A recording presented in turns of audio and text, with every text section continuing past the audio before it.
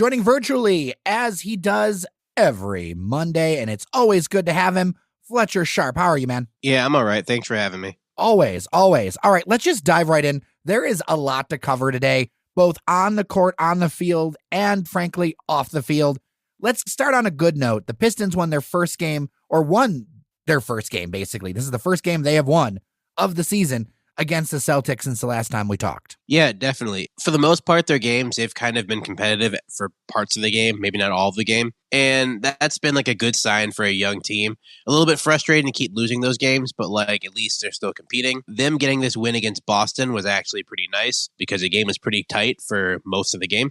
Saddiq Bey, the rookie, Villanova, looked great. The first game at least. They played Boston 2 times in 3 days. They lost the second game by 2. They won the first game by 3. In the first game, Saddiq Bey looked great. He was hitting shots. He had 16 points. They brought him in to play some defense, to shoot some perimeter threes. He had made a couple of those. Killian Hayes still looks like a rookie, which is understandable. It's still early in the season. Some people might panic a little bit. I might panic a tiny bit. But given the caliber of point guards he's played early on in his season, which include the likes of Trae Young and Steph Curry, yeah, you're probably going to struggle because those are 2 all-star guards, and with Curry being a Hall of Fame caliber guard. So early on, again, the Pistons aren't really expected to win any championships anytime soon. They're not going to go in and, bring in a 4th trophy. So we understand that now. For a young team, as long as they compete, as I've always been saying, they look fine. They have the Milwaukee Bucks coming up with 2 games and another 2 games in 3 days sort of situation. So as long as they compete against a really good team, they'll be fine. And as long as the younger players continue to show progress going forward, they'll be okay. Hopefully they don't lose 70-odd games in this shortened season, but also if they do, then, whatever. Right. I mean, it's what's expected. Now, let's pivot on over to the Lions, which have just taken forever to find any success, as everyone knows. Stafford did well in the 37-35 loss to the Vikings, but look, with that bad defense and questionable calls, that was just not going to be enough. Fletch, I think we're both in agreement that going to the refs and saying it's the refs' fault isn't, if it comes down to one play, it's a situation where you're probably too far gone anyhow. But this one's felt a little bit different. Were the calls enough to change the game? Normally, I'd say no, because even though I'm not a Lions fan anymore, I now just watch them because, it's interesting to see people's psyche about this team that we all know is going to be bad, but yet we still want to root so hard to say that it's good. Normally, I say no, even though the Lions have a history of bad calls against them. This game, I'm not so sure. There were 2 very egregious calls that were head scratchers. One of them ended up not really mattering, albeit it took some time away from the Lions to try to make a comeback. The other one very much mattered. The Lions were down 31-29, and on 4th and goal, Tracy Walker burst through the line, got a sack on Kirk Cousins. The Lions thought they had a chance to go down the field and score, maybe get a field goal, maybe get a touchdown, whatever they needed to win the game. Ref threw a flag for unnecessary roughness, roughing the passer on the quarterback. The replay showed Tracy Walker literally did all he could do to not rough up Kirk Cousins. Only thing he could have maybe done is as he hit him, grabbed him and put a pillow down and then let him lay on it. And even then, I still think they might have called roughing the passer because he would have had to grab him to stop him from falling. So they did that. The following play, the Vikings scored to make it 37-29, which put the game kind of out of reach. The next play that was a head scratcher, Stafford completes a pass to Marvin Jones in the end zone, 38-yard touchdown. The refs go to review it. The refs decide that Marvin Jones, while he maintained possession of the ball moved as it hit against the ground, which is true. As he went to dive and catch, he caught it in his hands. His hand hit the ground. The ball moved in between his legs, and he held on to it. So the ball never touched the ground. The ref could not determine if the ball touched the ground or not, but they made a judgment call to say they thought it did. And by the fact that the ball moved when it hit the ground, even if it didn't hit directly on the ground, it hit his hand, it was ruled incomplete. The Lions came back and scored anyways, so it didn't really matter so much, except for the time. They lost a lot of time trying to get down there. And then they botched the 2-point conversion, ended up losing. That second call, here or there, the Lions still might have had a chance to win. They probably would have let the Vikings have another chance to score some more points. That first call, again, as you said earlier, the game should not come down to one call. If a game comes down to one call, to blow and referee call one way or the other, you probably weren't going to win that game in the first place. But this situation really would have helped the Lions get a chance to go down the field and maybe win the game. They probably would have lost it in another different way, more heartbreaking. But if fans wanted to point to this one call, the one phantom roughing the passer call, I would totally understand. That makes perfect sense. The Lions finish out with a 5-11 record. So with that kind of mediocrity, the only thing we can focus on is the future. There's been a lot of reports around Stafford, and he says it, he just answered with a fact, which is so often what happens with player interviews. They're not very insightful usually. He basically just said he has 2 years on his deal with the Lions and didn't really get into anything more. Is it still too early for the speculation on this, or is this when the wheeling and dealing and thinking is really going to start to get going now that the season's over? 2 years on his deal doesn't mean anything, honestly. It means he has 2 years left for a contract. The Lions can still trade him to another team, and then he could have 2 years on a deal with that team. So it just means he has 2 years left of guaranteed football if he doesn't get cut. Preferably with the Lions for most fans, but, with another team. So, I mean, the 2 years thing, it's a fact for sure, but it doesn't really mean much because they could trade him during the offseason. Right. He could be in a different team. Now his contract is applied to them and not to the Lions. Do I think he's going to stay? I think there's a decent chance, but I also would not be surprised if he left for some other reasons. Well, there's a lot in the air with a number of players, including kicker Matt Prater. He is kind of a fan favorite right now for winning the city of Detroit a free Bud Light off of a field goal bet, which is kind of crazy. I wanted to talk about that for a second. And then also the idea that when this gets distributed, which will probably be after lockdowns loosen up, Prater might not be a Detroit Lion anymore. Yeah, he's a fan favorite, one, because he does not look like a football player. He looks like a regular guy. And then he goes out there and boots the ball 60 yards, which regular guys definitely cannot do. He's also the most consistent Lion on the roster. Like the most closest to being a Pro Bowler every single year is normally Matt Prater because the offense is so ineffective in the red zone. It gives him a chance to go out there and score. And even if the offense is ineffective outside of the red zone, he can just boot in from 40, 50, sometimes 60 yards. Losing Prater is going to stink because kickers are like that one position that's like very, very specific. You get a good kicker and they stay with you for their career. You get a bad kicker, you can go through 5 or 6 in a year. Perfect example, Adam Vinatieri played for the Patriots for a very long time. Left the Patriots after they got a younger kicker in Steven Gostkowski, and then he went to the Colts, played for a few more years. Kickers can play until they're 40 years old.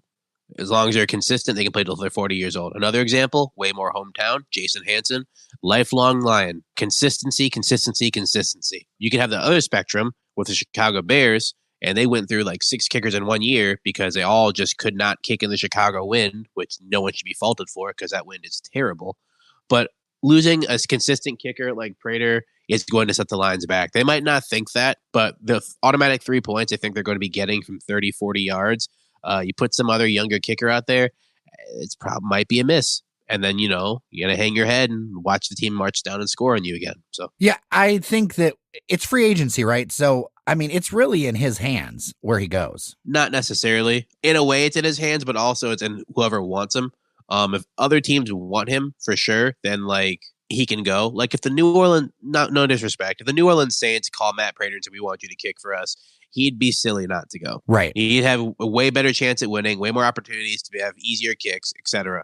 Now, if he wants to stay in, stay in Detroit and be whatever, loyal, etc., then like cool, he could stay here, play here, be the team's second or third best player, and live in that. Or if another team wants him, he could go somewhere else. If he wants to go to an equally bad team in a warm weather, I wouldn't fault him either because, Michigan's miserable in the winter. But yeah, it's really who wants him. If no one wants him, then yes, the Lions have the upper hand, obviously, because they can offer him almost whatever they want to.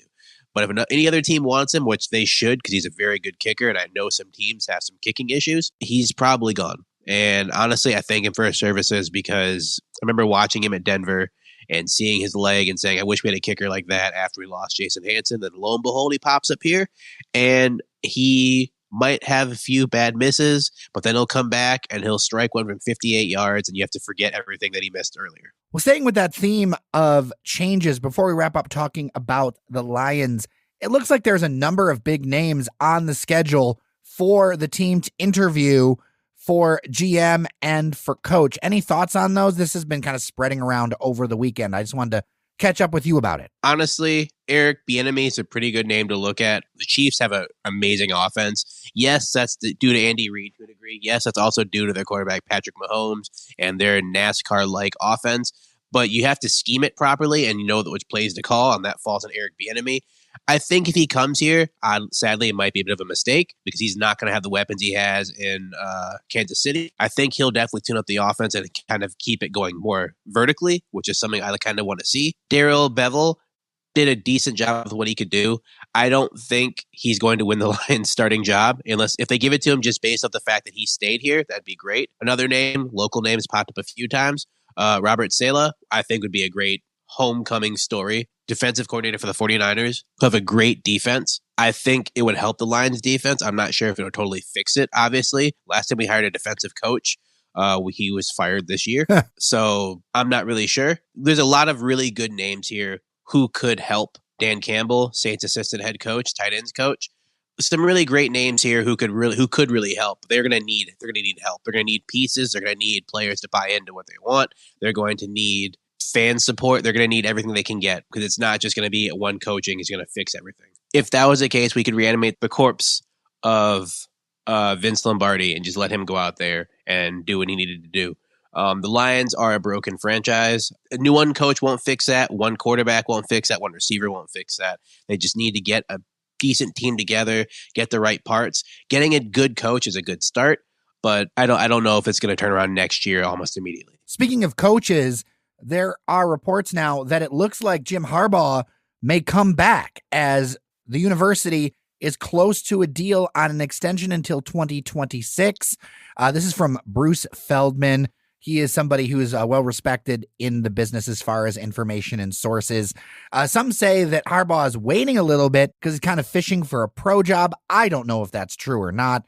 But to me, I mean, this is rewarding. This is just my talking here, but this is rewarding mediocrity. And it makes me really wonder, like, is Michigan serious about being an elite football program anymore? If you're going to extend to this guy, I don't know what they're seeing. I don't see it. You can't lose to Ohio State 5 times and be like, oh, everything's fine. Yeah, hail to the mediocrity, I guess. I don't know. I know a lot of the fans were just through with him after this year. I know COVID was like a big factor in like a lot of teams' jagged records. But as you said, he's 0-5 against big teams. He's not beaten Ohio State in a while, if ever. He's not great against Michigan State, not great against Notre Dame.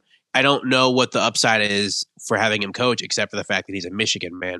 There's a perfect example. Everyone knows, I use soccer to help make sense of stuff. There's a team I like out in London, Chelsea FC. They're currently managed by Frank Lampard, who is a club legend. He's done everything for Chelsea if he could. He scored all the goals, all the assists. He's like the big Englishman that everyone loves. And he's currently the coach of Chelsea, and they're underperforming very much so because of his tactics. Anytime they play against a small team, the athletes just out-athlete them and they win. Anytime they play against a good team with a good coach, he always gets his tactics get crossed up and then he loses every single time. And the reason why they haven't fired him yet is because he's a club legend, and it looks really bad when you have to say that our legend, our guy, our golden boy sucks and we have to cut him. That's kind of what I think is going on with Michigan. I think they're like, well, we're going to hope he just turns it around because it's going to look really bad when our super Michigan man, our golden child that we championed once we signed him, we're like, Harbaugh and Jordan Brand? Yes. It looks terrible if you're like, this guy that we paraded in and did all this stuff for, he's actually not that good for us and we gotta get rid of him. It looks very bad for you, and I think they're just trying to hope that he can turn it around, because I know the story of him turning it around would be a lot better than the story of them cutting him because he is not getting it done. Well, and he's going to be well compensated. I mean, he did $8 million a year the last few seasons. And speaking of compensation, Governor Gretchen Whitmer has signed a bill to pave the way for college players to get paid. Now, this is kind of a bleed over story, Fletch, because normally we would cover something like this in the front of the show. I wanted to cover it with you because it was so sports specific. This is definitely a policy change. It is interesting because Michigan is just the 6th state to allow this, although it's going to take until the end of 2022 for this to take effect. The bill had bipartisan support, and it allows student athletes to seek payment for their use of their name, image, likeness, and reputation built during their collegiate athletic career. I feel like this is a big move. There's some restrictions. You can't go against the apparel sponsorship of the university, et cetera, et cetera, et cetera. But this is the beginning of a change, and Governor Whitmer signaled a lot of personal support for this, and then also highlighted Joeek Bell, who was also a big supporter of this. He has shared with multiple outlets about how he was attending college full-time and raising a kid while working 2 jobs while doing football, and that was a lot to manage. Do you hear that sound? That's Nike, Adidas, and everyone clapping their hands with excitement, because this whole students cannot go against shoe sponsorship or apparel sponsorship in conflict with their schools means that like a lot of these schools that have like Jordan brand or Nike or Adidas are just going to be able to get those high caliber kids. Alabama's sponsors are super happy because they can get those kids to go do stuff. Michigan with Jordan brand, Michigan State, their sponsors are super happy because it's like, now if we see a star here, we see a kid who's out here just balling, doing these great things. Hey, do you want the shoe sponsorship? Do you want this thing? We got you right here. But on a serious note, I'm very happy for this. I've seen many athletes who have family lives, who have other stuff while they're going to school, while they're playing the sport, and they're just unable to pay for stuff. A good example recently, Xavier Tillman had 2 children, and he had to rely on the fact that his teammates, namely Cassius Winston, were able to help babysit while he had to go to class or had to do something else. He had to raise a family, and he couldn't because you can't really accept any money as a scholarship athlete. Heck, you can't even really accept a ride as a scholarship athlete. I remember running when I was in school, running in Louisiana, and I was going to get in someone's car to get a ride from the field, the track field, to my dorm, and someone stopped me like, yeah, I wouldn't do that if I were you. If someone hears about this, it may affect your scholarship. And I was like, oh, I didn't even realize that. Yeah. So just some of the rules that they have to not allow people to take handouts is just, it makes me sad. So the fact that now we're trying to fix it and let these kids who are giving their bodies for these schools, I don't really care what anyone says about, oh, you go to school in scholarship, you're compensated. No, you're not, because all it takes is like one blow to the head in football, one awkward fall in basketball, one weird turn while you're swimming or something, and you get caught in like one of the lanes or whatever, and all of a sudden like you are now a mangled athlete, and they might take your scholarship away because they need to take the spot for some other starlet kid to come in. So like compensation, please. Yes, definitely. If you're going to have these kids go out there, especially during a pandemic, hopefully the pandemic will be over by the time this bill takes effect. But if it doesn't, yikes. Yeah, totally yikes. But if you're going to have these people going out there and doing stuff and giving their body for your university while you're making not even millions, but billions off these programs, you can afford to give them a little bit of money just to make sure that, they aren't living out of their car. I remember the story that I heard from Chris Webber, from Mitch Albom. He gave Chris Webber some money for gas, which is a violation. But gave Chris Webber some money for gas because Chris Webber could not put gas in his car. They were doing a little talking interview as they were going, and they looked inside of one of these bookstores, and they had a replica U of M number 4 jersey, which is Chris Webber's number, for like $85. And he's like, I get no money off of that, but they can sell my likeness, they can sell my posters, they can sell whatever, and I get no money from this. I'm done. I don't want to be here anymore. And he went pro literally a few months later. And I don't while yes, if you're a college fan, you want to see these kids stick it out and you want to see these kids play for your program for 4 years to give you some, college pride. But again, these people are adults. And yes, while you might not think so, these sports they're playing for your entertainment, these are jobs and they should be paid for it. There's long-term impacts too. I mean, if you're playing a high impact sport, especially one like football or something, you are cutting off years of your life for every year you're on that college football field. You're guaranteeing you're not making it, over 60 pretty much. Like you're making your life much shorter for the sacrifice of playing college sports. So I think there needs to be a look at what is fair compensation, because it's a different world than it used to be. We're not talking about that kid who's scoring 20 touchdowns a season, who's going to be this great first round draft pick making money hand over fist. We're talking about that one kid from a small school who got a scholarship to the big college, barely gets any playing time. When he gets out there, when it's like 40 points are up, 40 points down, or they're playing against a D3 school, but everyone just needs to get some PT in. He's going to grow up and be a podiatrist once he leaves school. Like that kid, his regular everyday life is going to be dashed, because even in practice, just taking blows from teammates, it's not good. It's not a good thing to do. So yes, he deserves to be compensated for that because he's out there giving his all with the school's name across his chest, his name across his back. And if he does something good, they can take a picture, hang it up somewhere, make a banner, and they profit off of that. And that kid gets nothing from it. I don't think that's very fair. I think them taking steps to do this, I hope the other 44 states eventually starts to do the same as well, so that kids can go to school, kids can contribute to their schools, kids can be compensated for the work that they do. And also for those people who are like, it's going to ruin the integrity of sports.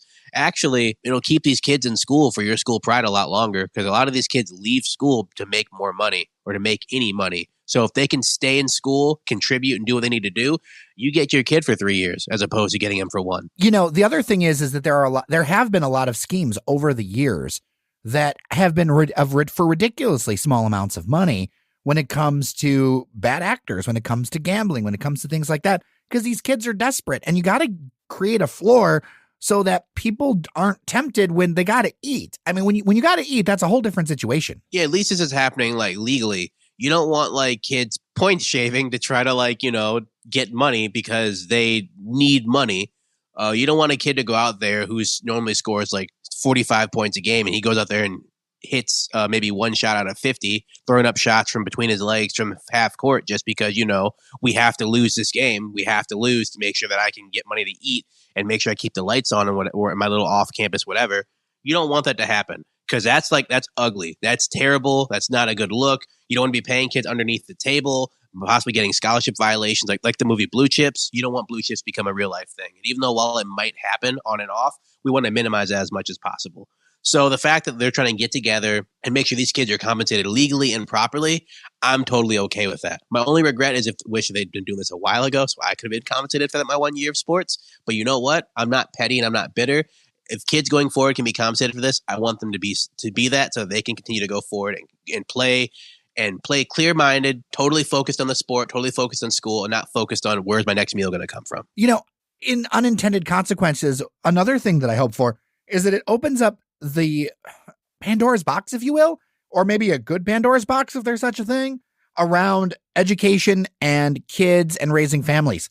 One of the biggest challenges that many people have changing their station in life is if they are mid-career or they have kids and things like that, and they need training. So many of the college and the training programs and all the other things, they demand this model of full-time school or almost full-time school.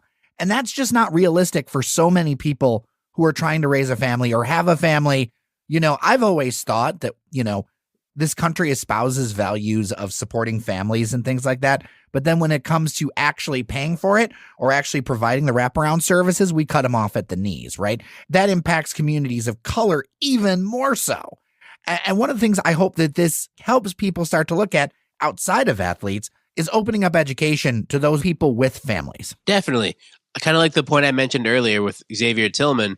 He was lucky that his wife was on campus and able to help a little bit, even though she was also a student. He was lucky he had teammates who were able to, when they had free time, just come and babysit his kids while he went to school or had to go do something else, or a friend to come babysit his kids while he had a game or practice and his wife was unable to watch his kids. But hopefully, like you said, this allows for some education for those instances so that when it does occur, it's not like a feel-good. I remember ESPN doing a bunch of feel-good stories about Xavier Tillman. He's raising his family while playing college basketball. That should not be a feel-good story. That's actually bad. We should not be, making this one instance, way better than the others when this is a common thing happening in sports. It's maybe not, an everyday thing, but I'm sure if you pick 20 random universities, at least, 12, 15 people have children trying to manage going to school, playing their sport, without much support from their family or as little support as they can get. Because for the most part, most of those people who are out there playing college sports, sadly, in those situations, are the people who might be providing for their family. This can do something to help lessen the burden on those people and kind of help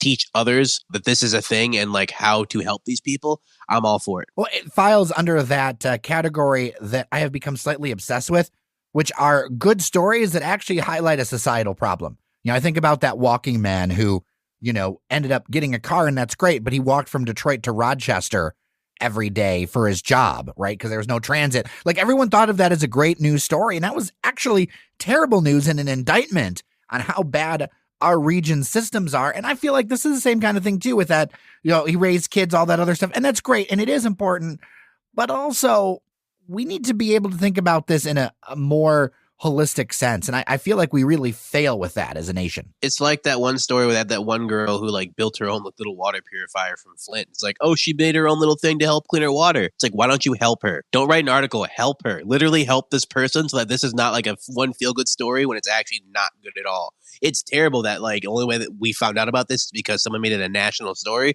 Because otherwise we wouldn't have found out at all. I wouldn't have known Xavier Tillman had 2 kids. I only knew this because every single time they put him on the screen, they're and now here is 2 kids somewhere with his wife and whatever.